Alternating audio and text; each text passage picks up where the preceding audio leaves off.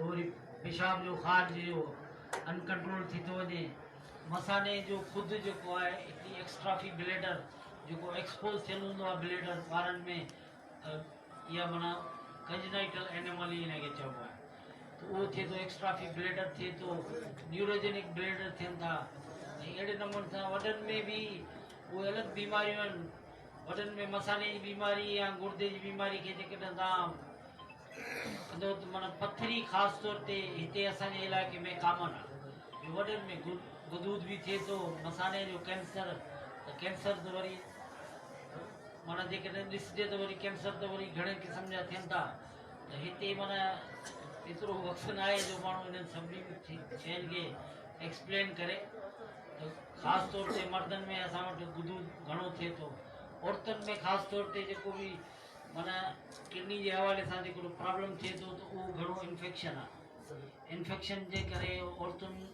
उन्हनि खे बि तकलीफ़ थिए थी घणियूं औरतूं त वरी एक्सप्लेन करे न सघंदियूं आहिनि पोइ इहे का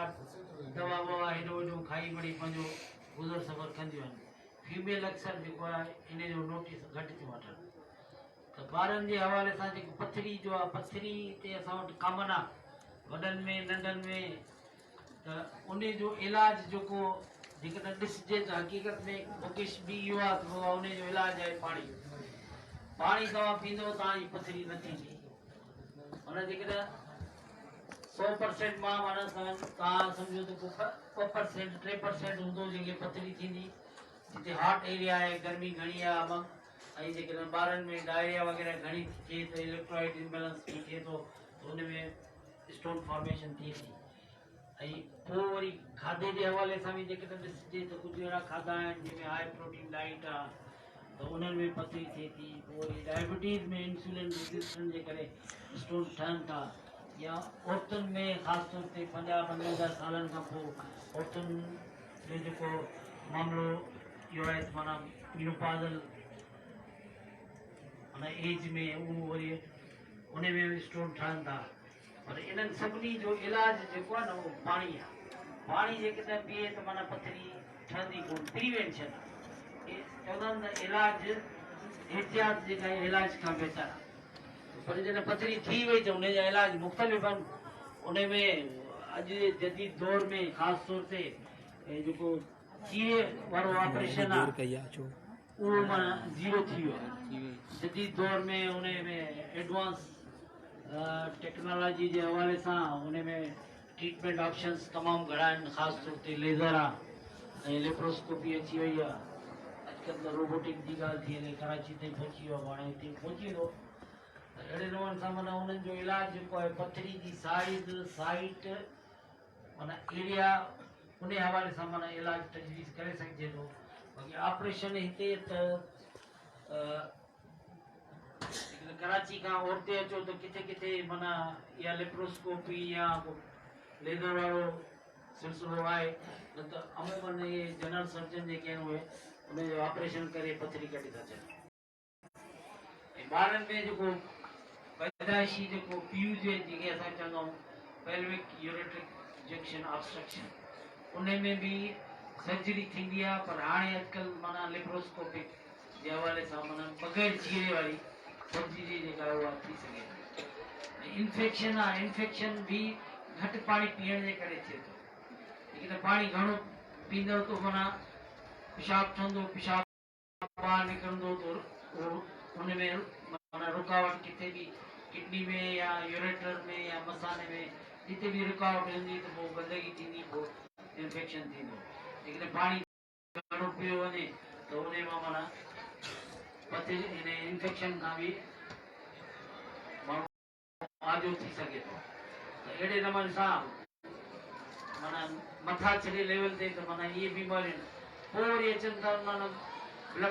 प्रेशर आहे उहे बि गुर्दा ख़राब कंदा आहिनि शुगर आहे उहे उन करे बि गुर्दा ख़राब थियनि था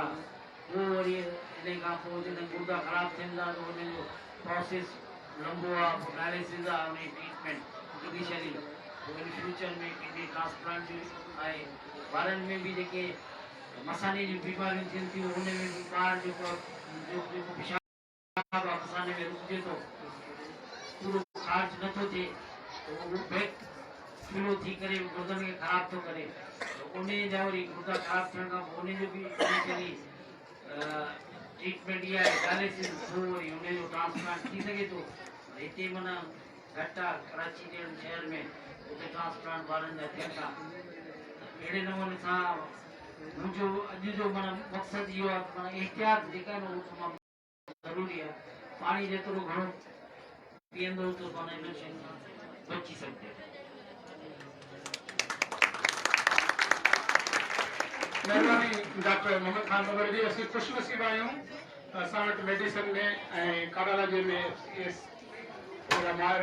डॉक्टर मौजूदु आहिनि। पंहिंजे डिपार्टमेंट जा चेयरमैन डॉक्टर आशिफ खुसरो जीअं माइक्रो जे हवाले कंदासीं त पंहिंजे शोबे जे बारे में मुख़्तसर ॼाण। वॾी महिरबानी। मूंखे ॾाढी ख़ुशी थिए थी एक्चुअली जो कनि खे ॾिसंदे त असांजे ॿारनि में केॾो टैलेंट मौजूदु आहे। मां पंहिंजा बि ॿार वठी आयुसि असल में मुंहिंजे नंढे हिकिड़े ॿार जो कनि तिलनि मां जेका ठहियल जेका तस्वीर आहे डॉल्फिन वारी उहा जेका त पसंदि कई ऐं जेका उनखे ख़रीद कई त केॾो टैलेंट जेका लिखियलु टैलेंट आहे ॿारनि में जो हू जेको सरफेस ते आणनि था। अहिड़े तरीक़े सां इन्हनि ॿारनि मां ई असांजा कुझु साइंटिस्ट थींदा, कुझु डॉक्टर थींदा, कुझु जेके आहिनि त रिसर्च थींदा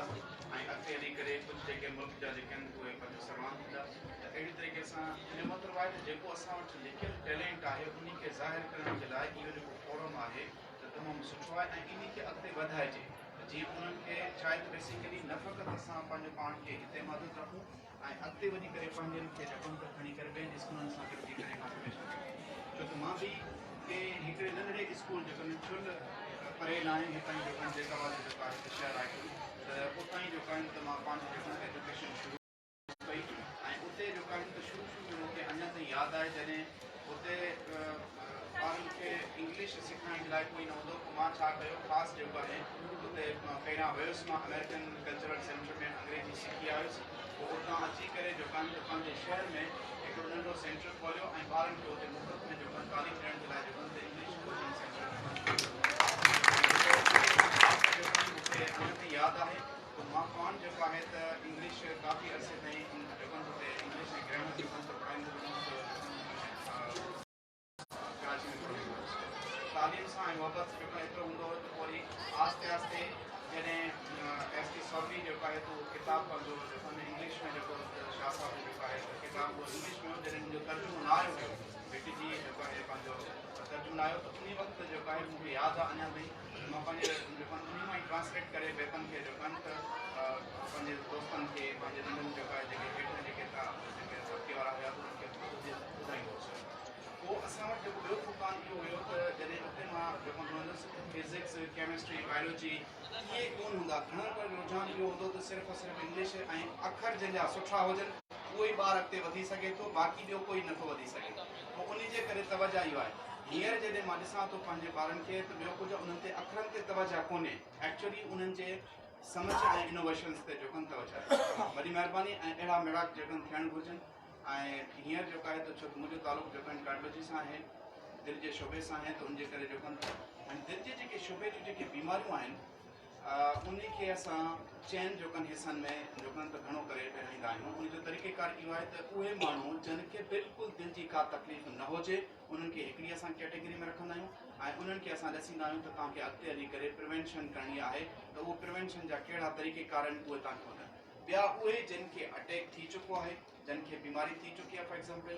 ऐं उन्हनि खे हार्ट अटैक थी चुको आहे या उन्हनि खे फॉर एग्ज़ाम्पल हार्ट फेलियर जंहिंखे असां चऊं दिलि जो फंक्शन कमज़ोर थी चुको आहे, या उहे माण्हू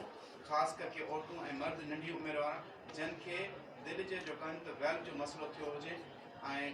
चोथों उहे माण्हू जिन खे डायबिटीज़ हुजे ऐं टियों उहो चौथे जेको आहे पंहिंजो डायबिटीज़ हुजे ऐं चोथों उहे माण्हू जिन खे फैमिली में जेको कुझु बीमारियूं हलंदियूं हुजनि त उन्हनि खे जेको ते विराए चुको आहे। हाणे दिलि जा जेके बेसिकली तव्हां ख़बर पई आहे त दिलि बि हिकिड़े कमरे वांगुरु हिकिड़े घर वांगुरु आहे, जेकॾहिं जंहिं कमरे में तव्हांखे हिकिड़े कमरे में तव्हांखे बिजली बि खपे, हिकिड़े कमरे में जेको तव्हांखे स्ट्रक्चर माना दीवार बि खपे, ऐं टी चीज़ इहा आहे त जेको आहे उन में पाणी जी सप्लाई बि खपे, ऐं प्लस में जेको चओ त हर चीज़ जेको हिकिड़े कमरे वांगुरु आहे। त दिलि जा 4 खाना थियनि था, उन 4 खाननि खे असां दिलि जे मसिल खे जेको मसिल चवंदा आहियूं, जेके बेसिकली 4 खाना जेके आहिनि उहे दीवार आहिनि। जेकॾहिं उहो ऐं ॿियो जेको दिलि खे हलाए थो, जेको पंप करे थो, उहो हिकिड़ो इलेक्ट्रिक सिस्टम आहे। ऐं चोथों जेका ब्लड पाण खून सप्लाई थिए थी जेका रत सप्लाई थिए थी जेको पंहिंजो उनखे दिलि खे त इहे ऐं ॿियो वरी इहा आहे त दिलि जीअं कमरे जो हिकिड़े कमरे ऐं ॿिए कमरे जे विच में दरवाज़ा थींदा आहिनि त उहे दरवाज़ा जेके आहिनि बेसिकली दिलि जे वेल्व्स आहिनि त हर हिसे जी पंहिंजूं बीमारियूं थींदियूं आहिनि दिलि जूं ऐं जेको मेन असां जेको फोकस कंदा आहियूं जंहिंजे करे छो त दिलि जा जेके कार्डियोवैस्कुलर डिज़ीज़ आहे या दिलि जूं जेके बीमारियूं उहे नंबर 1 काज़ आहिनि डेथ जा जेके दुनिया भर में जेके बि अमवात थियनि था जेके बि मौत थियनि था ऐं उहे अचानक फॉर एग्ज़ाम्पल नंढी उमिरि में हलिया था वञनि माण्हू या वॾी उमिरि में माण्हू हलिया था वञनि उहे सिर्फ़ु दिलि जे करे ॿियो नंबर कैंसर ऐं वग़ैरह वग़ैरह जेके आहिनि सभु जेको बीमारियूं थियनि थियूं दिलि जे करे जेको ऐं दिलि जे करे दिलि में जे शोबे में तमामु घणी तरक़ी थिए थी जेतिरा मिंट मां हिते ॻाल्हायां थो ओतिरी मिंटनि जे अंदरि तमामु घणी रिसर्च ऐं तमामु घणी इनोवेशन्स अचनि थियूं त अहिड़ी तरीक़े सां दिलि जो जेको पहिरियों इहो आहे त जेको मसिल कमज़ोर थी वञे उनखे असां चवंदा आहियूं त हार्ट फेलियर थी वञे ऐं जेकॾहिं उनखे दिलि खे सप्लाई करण वारियूं जेके रगूं उन्हनि खे असां ब्लड वेसल्स या कोरोनरी वेसल्स चवंदा आहियूं उन्हनि में का रुकावट अची वञे ऐं उन रुकावट जे करे जेकॾहिं उन मसिल खे या दिलि जे पठे खे दिलि जे गोश्त खे जेकॾहिं सप्लाई न मिलंदी त उनखे असां चवंदासीं त हार्ट अटैक थिए थो ऐं टियों हिकिड़ो अहिड़ो निज़ाम आहे जंहिंमें इहो आहे दिलि जो जंहिंमें इलेक्ट्रिक सप्लाई यानी कि जो मतिलबु जेको दिलि खे हर वक़्तु यानी कि बीट कराए थो जेका चीज़ दिलि खे हलाईंदो रहे थो उनखे असां चवंदा आहियूं त उहो जेको पेसमेकर जो निज़ाम आहे या ॿिए लफ़्ज़ में जेको इलेक्ट्रिकल जेको सिस्टम आहे उन जी जेकॾहिं का बीमारी थी वञे जंहिंजी दिलि जी धड़कन तेज़ थी वञे स्लो थी वञे उन्हनि खे ख़ासि क़िस्म जूं बैटरीज़ जेके लॻियल हूंदियूं आहिनि उहे वॾी उमिरि में बि थी सघनि था नंढी उमिरि में ऐं चोथों जेको निज़ाम चोथों जेको चीज़ आहे त उहो वेल्व आहे जेकॾहिं नंढी उमिरि में फॉर एग्ज़ाम्पल जेके दरवाज़ा आहिनि जेकॾहिं आम लफ़्ज़ में असां चवंदा त वेल्व जेको ख़राबु थी वियो आहे त उहे जेके दरवाज़ा जेकॾहिं ख़राबु थी वञनि ख़ासि करके नंढी उमिरि में 5 सालनि जे अंदरि जेके नंढे ॿारनि खे जेको गले जी तकलीफ़ थी पवंदी आहे जंहिंजे नतीजे में वरी उहो ई जरासीम जेको गले खे थ्रोट खे नुक़सानु पहुचाए थो उहो ई साॻियो जो अंश दिलि जे वेल्व्स खे नुक़सानु पहुचाईंदा ऐं दिलि जा वेल्व जेके आहिनि उहे सुकड़जी वेंदा आहिनि या उहे लीक कंदा आहिनि त सुकण जे करे जेको आहिनि त ब्लड जो बहाव जेको आहे त उहो बरक़रार न रहंदो आहे या लीकेज जे करे त जेको आहिनि त दिलि जी साइज़ वरी थी वेंदी आहे हाणे जेका प्रिवेंशन आहे जेको पहिरियों हिसो उहो आहे त उहे मरीज़ जंहिंखे उहे माण्हू जिन खे दिलि जी का तकलीफ़ न हुजे जेकॾहिं ऐं उन्हनि खे असां कहिड़े तरीक़े सां एवेल्यूएट कंदा आहियूं असां ॾिसंदा आहियूं त जेकॾहिं दिलि जी का तकलीफ़ न आहे त उन्हनि जो असां स्कोर कढंदा आहियूं उन्हनि खे स्कोर इहो कढंदा आहियूं त 10 सालनि जे अंदरि उन्हनि खे केतिरी परसेंट रिस्क आहे त उहे जेके पंहिंजो उन्हनि खे हार्ट अटैक थियण जा चांस आहिनि ख़ासि करके उहे माण्हू जंहिंजी उमिरि 40 सालनि खां मथे हुजे चाहे उहे मर्द हुजनि या औरतूं हुजनि पर औरतूं उहे जेके जिन खे फॉर एग्ज़ाम्पल मेनोपॉज़ल जीअं साईं ॿुधायो त मेनोपॉज़ल खां पोइ ऐं मर्द बाक़ी जेके 40 सालनि खां पोइ उन्हनि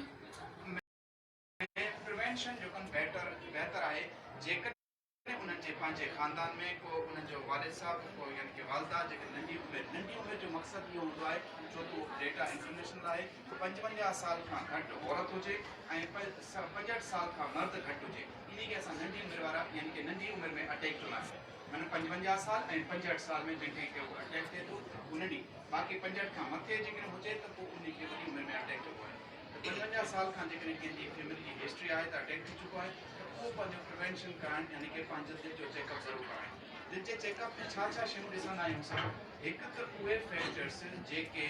असां पाण तब्दील करे नथा सघूं ऐं कुझु अहिड़ा फैक्टर्स जेके असां तब्दील करे सघूं था मसलन कंहिंजे ख़ानदान में हिकिड़े ख़ासि क़िस्म जो जीन आहे त उन्हनि खे नंढे उमिरि में अटैक थींदो त उहो तब्दील नथा करे सघूं असां उन्हनि खे असां चवंदासीं नॉन मॉडिफाइबल फैक्टर्स आहिनि ऐं उहे जेकॾहिं फॉर एग्ज़ाम्पल फैमिली हिस्ट्री आहे ॿी इहा आहे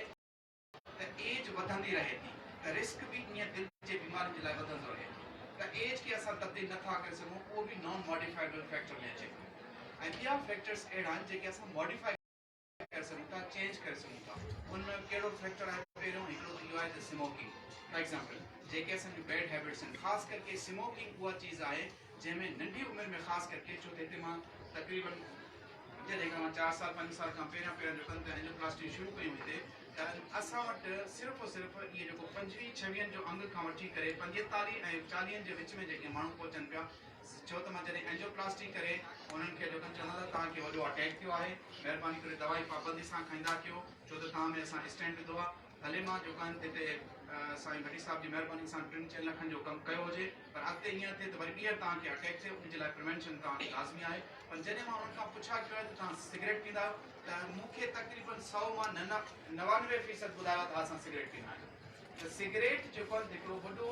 मॉडिफाइबल फैक्टर आहे जेको असां पंहिंजे तब्दील कंदासीं, जंहिंजे नतीजे में इहो चीज़ थींदी त असां छॾे ॾींदासीं त जेको रिस्क आहे असांजो उहो घटिजी वेंदो। हिकु ॿियो बाक़ी तंबाकू जो इस्तेमालु कहिड़े बि फॉर्म में, चाहे उहो सिगरेट जो हुजे, चुइबल तंबाकू हुजे, उन में बि जेको इहा चीज़ थिए थी। ऐं टियों जेकॾहिं अल्कोहल जी कंज़प्शन आहे, हिकिड़ी ख़ासि यानी की कंज़प्शन जेका थींदी आहे उन खां बाद वारी जेका कंज़प्शन आहे उहा नुक़सानकार थिए थी। पहिरियों उहा जिगर ते, पोइ वरी जेको दिलि ते नुक़सान जेको पहुचाए थी। त इहे उहे फैक्टर्स आहिनि जेके असां तब्दील करे सघूं था। या ॿियो कुझु इहो आहे त असांजी सेडेंटरी लाइफ स्टाइल खे चेंज करणु। लाइफ स्टाइल जो मतिलबु इहो हूंदो आहे त घणो करे असांजी जेका स्टाइल इहो थी वियो आहे त असां छा कयूं था, असां वटि वॉक ख़तमु थी वई आहे,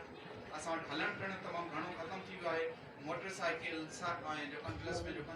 गाॾियुनि जो जेको निज़ाम अची वियो आहे, उनजे करे पंधु हलणु तमामु घटिजी वियो आहे। तव्हां ॾिठो हूंदो त जॾहिं बि कोई बि मुंहिंजे क्लिनिक ते या मुंहिंजे OPD में अचे थो, जॾहिं असां दवा लिखंदा आहियूं, दवा सां गॾु गॾु इहो अदम महिरबानी करे हफ़्ते में जेको आहे हफ़्ते में ज़रूरु 5 ॾींहं जेको 30 खां 45 मिंटनि जी वॉक ज़रूरु करणी आहे। 30 खां 45 मिंटनि जी वॉक करण सां इहो फ़ाइदो थींदो त तुंहिंजे जिस्म जे अंदरि जेको कोलेस्ट्रॉल जी डिपोज़िशन थिए थी उहा घटिजी वेंदी। छो त कोलेस्ट्रॉल जी जेका डिपोज़िशन आहे इहा ॿाहिरां खाइण जे करे न आहे, अंदरि जेको जिगर जेको कोलेस्ट्रॉल पैदा करे थो उहो ई डिपोज़िट थींदो आहे, उहो ई यानी की जमा थींदो आहे कोलेस्ट्रॉल जेको आहे त असांजे दिलि जे रगनि में, ऐं उतां ई जेको आहे अटैक अची वेंदो। उन खे प्रिवेंट करण जे लाइ असां कुझु दवायूं वठंदासीं। हाणे उहे मरीज़ जिन खे अटैक थी चुको आहे, हाणे छा कजे उनजे लाइ? जिन खे अटैक थी चुको आहे, हिकु त उहो छा कंदो, जिन जे सबब जे करे अटैक थियो आहे, मसलन स्मोकिंग जे करे या न हलण जे करे या ॿियनि जेको ख़राब आदतनि जे करे, हिकु त उन्हनि सभिनि खे ख़तमु करे छॾे। ॿियो जेको डॉक्टर जेको इलाजु ॾसियो आहे उनखे, पोइ इलाज जा मुख़्तलिफ़ तरीक़ा आहिनि। या त असां उनजी छा कंदासीं, जेकॾहिं अटैक थी चुको आहे त अटैक थियण खां बाद में असां उनखे एंजियोग्राफी करे, एंजियोप्लास्टी करे स्टेंट करे छॾींदासीं। पर उहो स्टेंट जेकॾहिं विधल आहे, उहो वरी उन में कोलेस्ट्रॉल डिपोज़िशन दुबारा थींदी जेकॾहिं दवा जी पाबंदी न कई वई ऐं लाइफ स्टाइल खे चेंज न कयो। हिकु ॻाल्हि। ऐं टियों इहो आहे जेकॾहिं उनजूं टई रगूं बंदि आहिनि ऐं कंहिं सबब जे करे असां एंजियोप्लास्टी नथा करे सघूं त पोइ वरी जेको आहे उनखे असां मोकिलींदासीं त तव्हां बाईपास करायो। कुझु में इहो आहे त न बाईपास करे सघूं था, न एंजियोप्लास्टी, त पोइ उन्हनि खे दवाई ते रखंदासीं। ॿियो जेको अहम टियों जेको फैक्टर आहे उहो डायबिटीज़ मेलाइटिस जो आहे। डायबिटीज़ जो मतिलबु आहे त शुगर जेको आहे त बेसिकली हाणे तक़रीबन जेको पाकिस्तान जो आयो आहे, हर चौथे माण्हू खे जेको शुगर अचे थी, उहा असांजी अगेन हिकु त पंहिंजी फैमिली हिस्ट्री जे करे बि आहे, ॿियो असांजी ख़राब आदतनि जे करे आहे। ख़ासि करके पेट जी थोल जेका आहे, जेके मिसाल वठिजे, हिकिड़ी थोल थींदी आहे जेका सूफ़ वांगुरु थोल हुजे, ऐं ॿी जेका ज़ैतून वांगुरु जेका थोल हुजे। जेका वधीक नुक़सानकार आहे उहा ज़ैतून वारी आहे, जंहिंजो पेट जो हिसो जेका वधीक थुल्हो थिए थो, त इन जो मतिलबु इहो आहे त उहो जेको आहे आहिस्ते आहिस्ते हार्ट अटैक जी तरफ़ वेंदो वञे थो।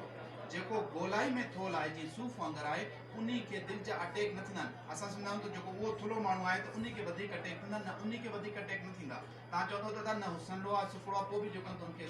त उनजे ॿियनि ख़राब आदतनि खे, ऐं उहे ख़ासि करके माण्हू जिनजी पेट जी थोल जेको आहे वधे थी, त जेके जंहिंजी अपीयरेंस जेका आहे बॉडी जी जेका आहे त उहा ज़ैतून वांगुरु अचे थी, त उहे वधीक नुक़सानकार आहिनि बनस्पत जेका आहिनि उहे जंहिंजी उहा जेका थोल जेका आहे त उहा सूफ़ वांगुरु हुजे। त अहिड़ी तरीक़े सां हाणे अटैक थी वञे, उन खां बाद में जेको दवाउनि जी शुगर जेको आहे त उनखे असांखे कंट्रोल रखणु, शुगर खे कंट्रोल रखण जो तरीक़ो इहो ई आहे त लाइफ स्टाइल खे चेंज करणु, या दवा जेका आहे डॉक्टर जेको तजवीज़ करे थो, ख़ासि करके डायबिटोलॉजिस्ट आहे या कार्डियोलॉजिस्ट जेको तजवीज़ करे थो, त उन ते पाबंदी सां करिणो आहे ऐं उन दवा खे न छॾिणो आहे। मूंखे ख़बर आहे छो त हिते असां वटि जेको आहिनि त हर को दवा जेको आहिनि त नथो वठी सघे, उनजे करे पंहिंजी जेके आदतूं आहिनि, ख़ासि करके लाइफ स्टाइल आहे, ॿियो कुझु आहे। तव्हां ॿुधा हूंदा त ॿारहं जा जेके माण्हू आहिनि उन्हनि जूं उमिरि जेके 80-90 साल हली थी वञनि, ऐं असां अॼुकल्ह जेके शहर जेके माण्हू आहिनि त ओतिरी कोन्हे, उहो इन जे करे न आहे त असांजी लाइफ स्टाइल चेंज आहे, ऐं नंढे लाइ खां वठी करे जेको आहे आदतूं ख़राब। ऐं चोथों उहो हिसो आहे जेको आहे प्रिवेंशन जो, उहे माण्हू जिन खे ख़ानदान में फैमिली हिस्ट्री आहे कोलेस्ट्रॉल जी, ऐं उहे कोलेस्ट्रॉल पंहिंजो जेको आहे बवक़्तु यानी की चेक कराइनि, त जीअं उन्हनि जो कोलेस्ट्रॉल, कुझु कोलेस्ट्रॉल हिकिड़ा अहिड़ा आहिनि जंहिंजो तमामु घणो कमु हिकिड़ो कोलेस्ट्रॉल थींदो आहे जेको बैड कोलेस्ट्रॉल आहे, ॿियो गुड कोलेस्ट्रॉल आहे। बैड कोलेस्ट्रॉल उहा जेको रत में मिक़दार उन्हनि जी वधीक थी वञे त उहे अॻिते हली करे नुक़सानु पहुचाईंदा, ऐं जल्दी में अर्ली एज में हिकिड़ी फैमिली मां वटि हिते लाड़काणे मां आई, उन जे फादर तो बिल्कुल ठीक हुयो पर उन वीचारी जे माँ जे करे कोलेस्ट्रॉल अचे पियो त उन जी वॾी थी अटैक में गुज़ारे वई यानी कि उनजी उमिरि केतिरी 18 साल उन खां बाद में जेके 3 छोकिरियूं ॿियूं आहिनि त उन्हनि खे सभिनी खे कोलेस्ट्रॉल हाई आहे ऐं उन्हनि खे ख़ासि क़िस्म जी जेका दवा मां हितां हलाई मिसकीन मज़दूर माण्हू आहे त उहो अफोर्ड न पियो करे सघे त कंहिं तरीक़े सां असां उनखे IV कोलेस्ट्रॉल दवाइयूं जेके गोरी जे ज़रिए खां थियूं वरी पोइ IV जे इंजेक्शन जे फॉर्म में उनखे जीअं उनजी कोलेस्ट्रॉल घटि रहे त उन्हनि जेके नंढी उमिरि वारी छोकिरियूं हुयूं ख़ासि करे उनजी 14 साल ऐं 7 साल में कोलेस्ट्रॉल जी डिपोजिशन थी वई उन्हनि खे त उहे हाणे 18 साल वारी छोकिरियूं जे कोलेस्ट्रॉल जे करे मरी वई ठीक है त उहो बि उनखे हुयूं सिर्फ़ु धीअरूं त हू जेका परेशान हो त हाणे मां छा कयां पोइ उन जे लाइ ख़ासि क़िस्म जूं इंजेक्शन त इहे असांजे ख़ानदान में तमामु ऐं ॿिया वरी जेके आहिनि उहे जेको ख़ासि करके स्कूल में माहौल आहे स्कूल जे ॿारनि जे लाइ ख़ासि करके दिलि जे जेकर हुनजे लाइ इहो अहम हुजे त ख़ासि करके वालदेन ऐं स्कूल जी जेका मैनेजमेंट आहे हर ॿार जी हिकिड़ो मेडिकल चेकअप कराए जेकॾहिं उहो मेडिकल चेकअप जो मतिलबु इहो आहे त जॾहिं ॿार तव्हां वटि दाख़िल थिए थो स्कूल जे अंदरि त सिर्फ़ु और सिर्फ़ु उन खां इहो न ॾिसो स्कूल जे मैनेजमेंट लाइ की यार ईंदो ॿार असां वटि पैसा जेके आहिनि त मिलंदा असांखे एडमिशन वधीक थी वेंदी इहो न ॾिसनि उहो ॾिसनि मेडिकल सर्टिफिकेट पाण सां गॾु खणी अचनि ख़ासि करके ॿारनि वारे डॉक्टर सां मिली करे उहो छा करनि त उहो पंहिंजो सर्टिफिकेट उनखे नंढे लाइ खां वठी करे का दिलि जी बीमारी त कोन्हे या उनखे हेल्थ स्क्रीनिंग पोइ जॾहिं वॾी उमिरि में पहुचनि था जेकॾहिं फॉर एग्ज़ाम्पल एज में या पोइ जेका 10-12 सालनि वारी एज में त उन्हनि खे दिलि जो चेकअप करणु त उनजो वाल सुकड़ियल त न आहिनि त उन खां पहिरियों यानी कि उनजो इलाज थी सघे त जीअं अॻिते जो कनि त उन्हनि सां वधे न थिए वरी महिरबानी इन खां बाद में कंहिंखे बि क्वेश्चन हुजे त मूंखां पुछा आशिक़ खोसा साहब ने हमारा असां पंहिंजे टे दोस्त डॉक्टर बख्तियार अमन बंदर खे गुज़ारिश कंदासीं जेके बीमारियुनि जा माहिर आहिनि ऐं हिते गेम्स गंबट में पंहिंजी सर्विसिस ख़िदमतूं सरंजाम ॾेई रहिया आहिनि ऐं पंहिंजे शोबे ऐं बीमारियुनि जे बाबति मुख़्तसर नमूने राइटर्स अंदरि ब्रीफ कनि साईं डॉक्टर बख्तियार अमन बंदर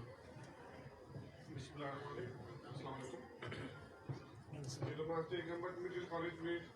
एसोसिएट प्रोफेसर तो रकम बैठा लास्ट 7 years 7 सालों का क्योंकि बाबा जो पर्सनल एक्सपीरियंस पूछिए तो ये 12 साल जतन था स्पीकर खुलेगा पर सब वहाँ पे सुनियाल संगत के सलाम पेश कर तो जो वाकई सिंधियुनि जी सुनियाल जेका आहे उहा ई उनके बीच आवाज़ बढ़ी हुनर ऐं जेका साइंस बेसिकली तालीम जो जेको तालुक़ु आहे उहो डायरेक्टली तव्हांजी हैसियत सां तालुक़ु आहे भले उहा अमीरी हुजे भले उहा ग़रीबी हुजे तव्हांजो तालुक़ु तालीम सां आहे दुनिया में कंहिं बि खिते जी इम्पोर्टेंस न हूंदी उहो तव्हांजे माण्हुनि जी इम्पोर्टेंस हूंदी जिते जहिड़े क़िस्म जा माण्हू हूंदा तव्हांजी वधीक इम्पोर्टेंस हूंदी जिते पढ़ियल लिखियल माण्हू साइंसदान इंजीनियर डॉक्टर वधीक हूंदा उहो तव्हांजी करेंसी तव्हांजो डॉलर तव्हांजो मुल्क वधीक महांगो वधीक एक्सपेंसिव वधीक दुनिया जी तवजो जो मर्कज़ अमेरिका जे नाले जे करे इम्पोर्टेंट आहे उहो तव्हांजे माण्हुनि जे करे इम्पोर्टेंट आहे जीअं साईं जेका सो डॉक्टर मुर्तज़ा खोले साहिबु जेको वॾो रोड मैप ठाहे ॾिनो असांखे इंटरनेट जॾहिं टेक्नोलॉजी जेको वॾो रोड मैप ठाहे रस्ते सां माण्हुनि खे हलंदो न किथे बि तव्हां कोन मिलंदव जीअं तालीम ते तमामु वॾा जेका सो ॾाहनि जा पुल आहिनि तालीम लाइ तव्हां चीन वञो वञो पए चीन वञो इन मक़सदु न आहे त तव्हां चीन में पढ़ो इन मक़सदु आहे केतिरी बि तव्हांखे ॾिसी करे बि आहे केतिरो बि तव्हांखे ॾुखियाई आहे उते तव्हां फेस कयो ऐं जीअं तालीमी साइंसी हूंदी ऐं गुलनि जी नुमाइश हिन हिकिड़ो जेको टॉपिक आहे टॉपिक ते वॾो मैसेज आहे तालीम हूंदी तव्हां साइंसदान थींदो तव्हां घणो ॾींदो तव्हां गुल थी पवंदो तव्हांखे दुनिया जा माण्हू ॾिसण ईंदा तव्हांजी नुमाइश थींदी तव्हांजो कद बुत वधंदो तालीम न हूंदी उल्टो थींदो फुल सिस्टम हाणे मां पंहिंजे जेको टॉपिक ते चंद लफ़्ज़ ॻाल्हाईंदुसि बेसिकली असां फील्ड्स में जेको असांजो पीडियाट्रिक्स स्टार्ट थी थिए जॾहिं माउ जे पेट में ॿार डे 1 खां ठहणु शुरू थिए डेढ़ वध खां वठी 9 महीना ॿार पेट में हूंदो आहे 9 महीना उते परवरिश करे थो उहो सॼो डिपेंड थो करे माउ ते माउ जी खुराक ते माउ जी सिहत ते माउ जी तंदुरुस्ती ते सिहत छा आहे सिहत जी डेफिनेशन जी ख़बर आहे छा सिहत जी डेफिनेशन आहे जेको माण्हू फिज़िकली फिट हुजे मेंटली भी फिट हुजे सोशली भी फिट हुजे इन टिनी मां जेके का बि शइ हिकु आहे त उहो माण्हू सिहतमंद आहे जेको माण्हू फिट वेठो आहे ऐं चहिरे वां दिमाग़ ॾे कमु नथो करे त माना उहो सिहतमंद आहे हिकिड़ो माण्हू मेंटली भी ठीकु आहे ऐं फिज़िकली भी फिट आहे पर कम्युनिकेशन न आहे माण्हुनि सां उथे नथो बीमार आहे हाणे जेको 9 महीना माउ जे पेट में ॿारु रहे थो त माउ खे छा करिणो सुठी खुराक रेस्ट करणु घुरिजे ख़राब निंड करणु घुरिजे ऐं घटि में 4 दफ़ा ज़रूरु अल्ट्रासाउंड कराए घर खां ॾेखारे त जेको ॿारु अचे थो उहो दुनिया में त उनमें को पैदाइशी नुक़्स त न आहे को पैदाइशी को मसइलो त न आहे जेको असां अॻु में ई उन लाइ तयारु हुजूं ऐं उनखे या ठीकु करे सघूं या ठीकु सां न हुजे थो त ॿार खे उते ई ख़तमु करे सघिजे थो छा करे ॾाढो ॿारु जेको ईंदो आहे उहो ॿारु वालदेन लाइ ॾाढो ॾुखियो हूंदो आहे ॾाढो वालदेन लाइ उहो हिकिड़ो प्रॉब्लमेटिक हूंदो आहे ॿियो हूंदो आहे त माउ जॾहिं बि 8 महीने में 7 महीने 8 महीने में झटके जा टुका ज़रूरु लॻाए उहे झटके जो वायरस हूंदो आहे टेटनस जेके चइबो आहे जेको माउ खां ॿार में मुंतक़िल थींदो आहे ड्यूरिंग डिलीवरी 2 टुका ज़रूरु लॻाए उन खां पोइ हिकिड़ी तमामु इम्पोर्टेंट शइ आहे जेका असां मिस कंदा आहियूं त हिकिड़ी माउ हूंदी आहे की उनजो अखियात हिकिड़ी हूंदी आहे जेका मल्टी पेरा हूंदी आहे जेका असां मल्टीप्लाई कंदा आहियूं उन में प्रेगनेंसी जेको ॿार ॼमण जो जेको हूंदो आहे टाइम पीरियड हूंदो आहे उन टाइम खे असां कॾहिं बि नोट न कंदा आहियूं जेका पहिरियां त माउ हूंदी आहे उनखे 18 कलाक खां वधीक सूर थियो आहे त उहा माना ख़तरे में 1 कलाक खां 18 कलाक जे खां वधीक टाइम ड्यूरेशन थियो अथसि त माउ ऐं उनखे टाइम ड्यूरेशन सूरनि खे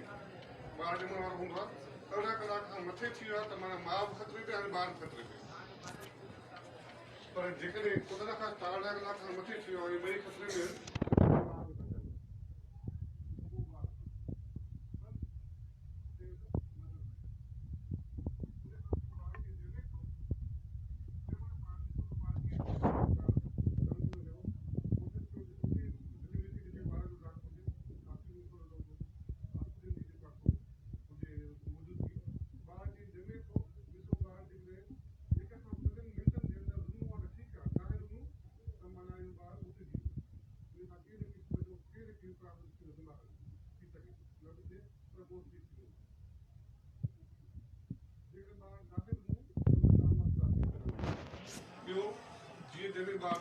वज़न खे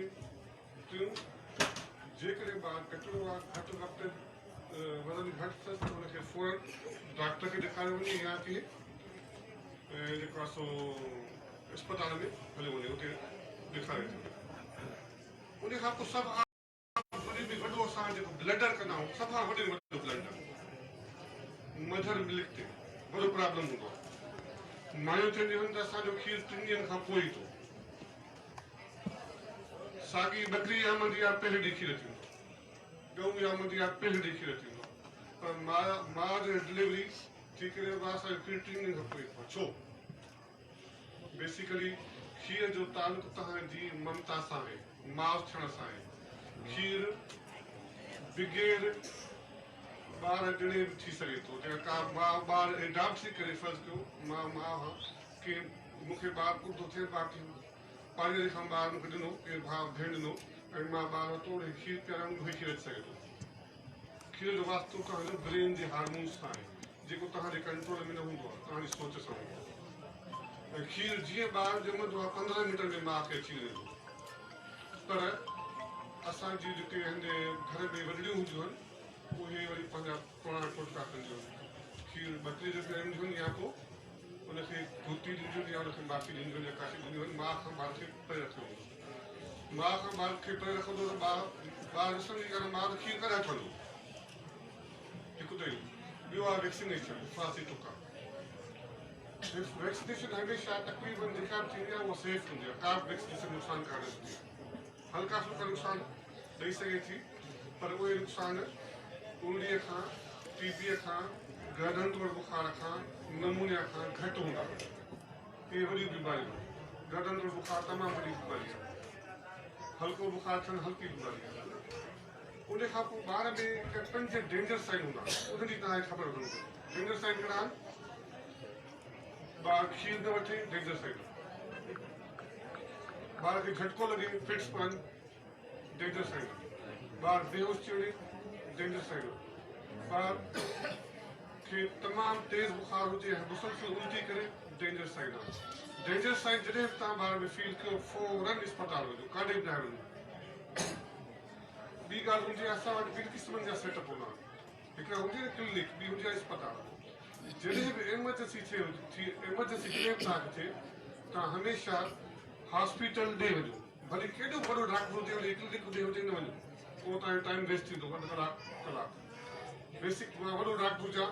मां क्लिनिक ते वेठो आहियां, तव्हां एमरजेंसी तव्हांजी मां डील न करे सघंदुसि। एमरजेंसी तव्हांजी हमेशह हॉस्पिटल डील कंदी। उते बेसिक नंढो डॉक्टर वेठो हुजे, तव्हांजी एमरजेंसी डील करे वञे। ईअं त मोॾे तव्हां अचो, पहिरियों मां तव्हांजो ॾिसां, वरी टाइम ख़राबु कयां, वरी पहुचो तेसिताईं पेशेंट जो कमु लही वञे। चोथों, नंढा ॿार हूंदा असां वटि, उहे राति जो घणो जागंदा आहिनि, ॾींहं जो जावल, ॾींहं जो निंड घणी कंदा आहिनि, राति जो जागंदा आहिनि। 3 सबब थी सघंदा। हिकु त ॿार खे बुख वधीक लॻंदी आहे, ॿियो पेट में सूर घणो पवंदो आहे ॿार खे, टियों ॿार राति जो ड्रिजंदो घणो। ॿार हमेशह रोशनीअ में माण्हूअ खे ॾिसंदो, आवाज़ ॿुधंदो, निंड कंदो, जागंदो ॾिसंदो माण्हू वेठा आहिनि, रोशनी आहे, सुम्ही पवंदो। उल्टो राति जो इन करे जागंदो आहे, जो राति जो सिक भई ॾिसंदो आहे, आवाज़ बि ख़तमु थी वियो, माण्हू बि ख़तमु थी विया, सिक भई वेंदो, माण्हू काॾे आहे, राति जो वधीक इन करे जागंदो आहे, पंहिंजे पाण खां अकेलो फील कंदो। ॿिया ॿार ॾींहं में 10 खां 15 दफ़ा पेटां वेही सघनि था। ॿार हर दफ़ा खीर कढी सघे थो। जेको ॿार, यादि रखो, जेको ॿार उमिरि जे हिसाब सां वज़न सही थो करे, उहो जेतिरा दफ़ा पेटां वेही खेर आहे, जेतिरा दफ़ा उल्टी करे खेर आहे, उनखे कंहिं बि क़िस्म जूं ड्रिपूं, कंहिं बि क़िस्म जी सुयूं मोड़े मायूं ॾियूं आहिनि। ॿार खे पैदाइशी दस्त खे हेॾी दवाऊं खणींदो, कॾियूं भरे 15 शीशियूं, छो बीहनि कोन था। ॿार 3 महीननि जो आहे, 6 किलो वज़न आहे, वाक़ई में ॿार खे दस्त न आहे, जो ॿार वेही सघे। छाजे करे? जो ॿार खे न पेशाब ते कंट्रोल हूंदो आहे पैदाइशी, न पेखाने ते कंट्रोल हूंदो आहे, न अवराई ते कंट्रोल हूंदो आहे। इहे कुदरती 2-3 साल ॾींदा आहिनि ॿार खे कंट्रोल। जेको ॿार हूंदो आहे न, ब्रेन मेच्योर थींदो आहे आफ्टर 2 इयर्स, त ॿार पेटां वेही सघे थो, उल्टी करे सघे थो। पर जेको ॿार वज़न घटाए उहो ख़तरनाक आहे, जेको वज़न नथो घटाए उहो ॿार तव्हांजो ठीकु आहे। बाक़ी 9 महीननि जे ॿारनि ताईं टुका हणायो, माउ खे टुका, ॿार खे टुका, उहे तव्हांजो शरीर खे ॿुधायो, prevention is better than cure. Thank you. महिरबानी डॉक्टर साहिबान जी। हींअर असां पंहिंजे सवाल जवाब जे सिलसिले खे अॻिते वधायूं था। दोस्त मंजूर दिलाला खे गुज़ारिश आहे त अचनि, ही माइक उन्हनि ताईं पहुचाईंदा जेको सवाल करणु चाहे, पर उहो सवाल में हिकु पंहिंजो नालो ॿुधाए ऐं ॿियो इहा वाज़िया करे त मुंहिंजो कहिड़े डॉक्टर खां सवाल आहे। डॉक्टर मोहम्मद खान बदर खां आहे, या डॉक्टर आशिक़ खुसरो साहब खां आहे, या डॉक्टर बख्तियार अहमद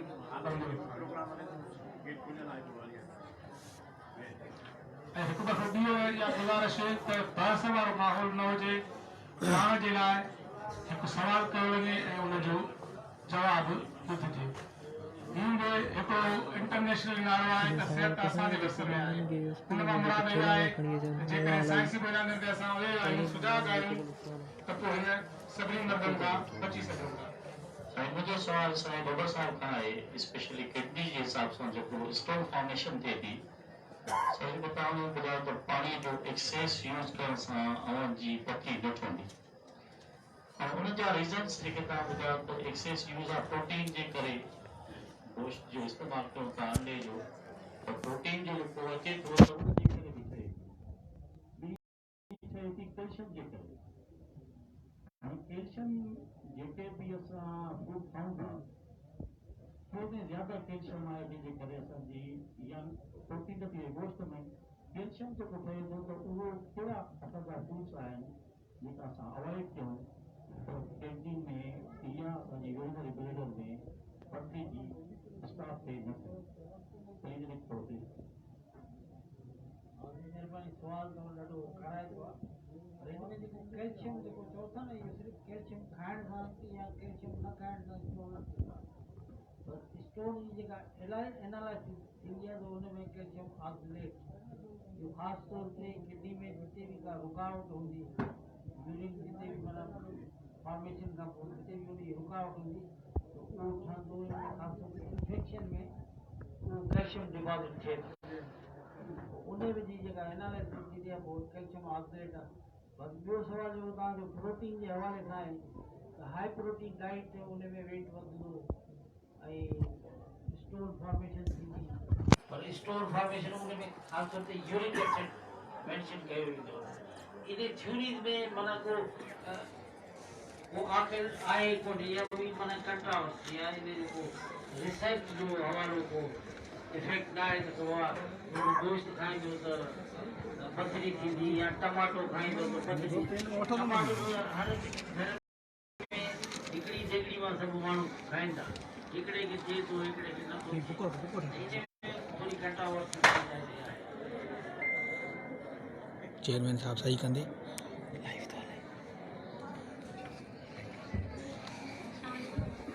डॉक्टर खसो साहब खां मुंहिंजो सुवाल आहे त कोलेस्ट्रॉल डिपोजिशन कोलेस्ट्रॉल जेको ज़्यादा थी थो वञे उन लाइ तव्हां चयो त अगरि लिपिगेट वग़ैरह वठूं त उन सां कंट्रोल नथो थिए पोइ आई वी तव्हां सजेस्ट कई आहे उन आई वी जो नालो ॿुधाइजो या उनजे हिसाब सां ॿुधाइजो त उहो केतिरी देरि में रेपिड असर करे असल में कोलेस्ट्रॉल जी जेका आहे नालो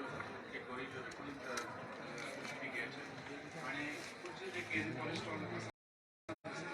कोलेस्ट्रॉल जी मिक़दार केतिरी आहे पोइ जेकॾहिं बैड कोलेस्ट्रॉल फॉर एग्ज़ाम्पल आहे जेकॾहिं जिनखे आम अटैक थिए थो फॉर एग्ज़ाम्पल या शुगर आहे उन खे असां अटैक थिए थो भले उन्हनि जो कोलेस्ट्रॉल असां चेक कराईंदासीं नॉर्मल हुजण जे बावजूद बि उन्हनि खे असां लिपिगेट जहिड़ियूं दवायूं माना उन में ईंदा आहिनि त अक्सर करके मरीज़ ईंदा आहिनि असांखे चवंदा आहिनि त डॉक्टर साहब मुंहिंजो त कोलेस्ट्रॉल बिल्कुलु नॉर्मल आहे तव्हां जो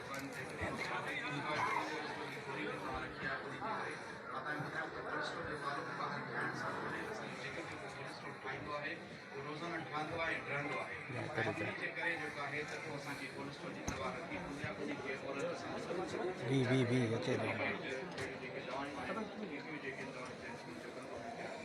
नबी बख्श खे जगह मिली वई जिनके शुगर आहे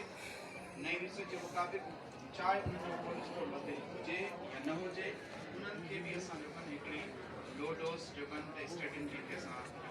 कोलेस्ट्रॉल वारी दवाई ज़रूरु रखंदा आहियूं जीअं उन्हनि जी जेको कोलेस्ट्रॉल जी डिपॉज़िट जेको सिर्फ़ु दिलि जे जेको रगनि में न दिमाग़ जे रगनि में फालिज खे अटैक रोकण जे लाइ या जंहिंखे रगनि में या अखियुनि खे जेके सप्लाई थियनि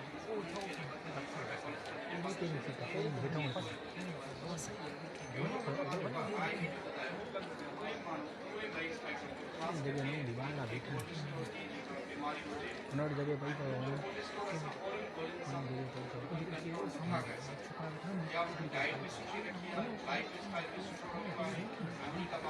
होॾे वञी वेही पुट जगह पई थी वञे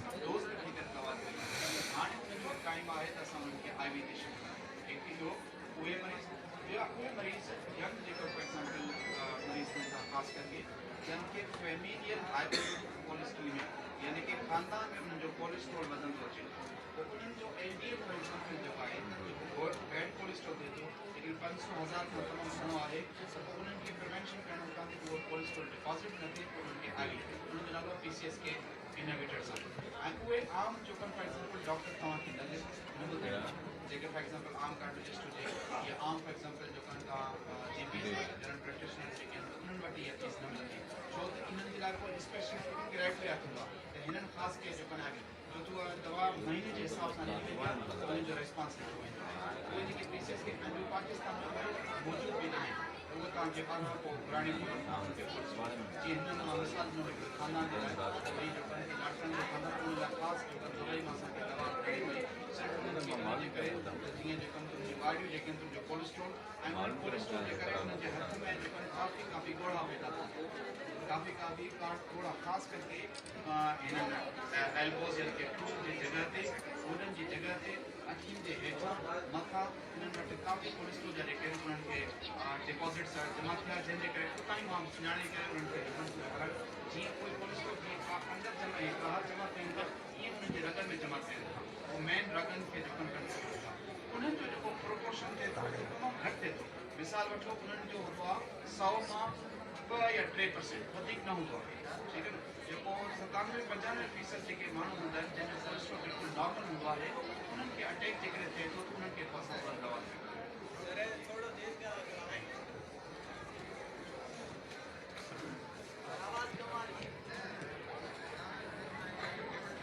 मुझे सवाल डॉक्टर खान साहब हो गए हैं डॉक्टर खान साहब थोरो सियासी वक़्तु रहियो आहे समाज खे तमामु वेझे खां ॾिठो आहे इन हल्कनि खे कमज़ोर आहे त छा जेके गुर्दनि जूं बीमारियूं आहिनि उनजो तालुक इन शइ सां आहे जीअं असांजे सियासी समाज जी हालतुनि में रहूं था जिते दुख बेरोज़गारी आहे जिते साफ़ पाणी कोन्हे जिते असांखे एनवायरमेंट साफ़ न आहे छा इन्हनि शयुनि जो जेको गुर्दनि जी बीमारी सां तालुक आहे ये सवाल तो सियासी है हाणे माण्हू जे मुआशरे में या जे सोसाइटी में रहे थो तो शयूं फील बि करे थो बीमारी जो तालुक हमेशह इकोनॉमी सां जेकॾहिं इकोनॉमी ठीकु आहे त आवाम जी न्यूट्रिशन सही रहे थी जेकॾहिं न्यूट्रिशन सही न आहे त बीमारियूं थिए थी अहिड़े नमूने सां किथे किथे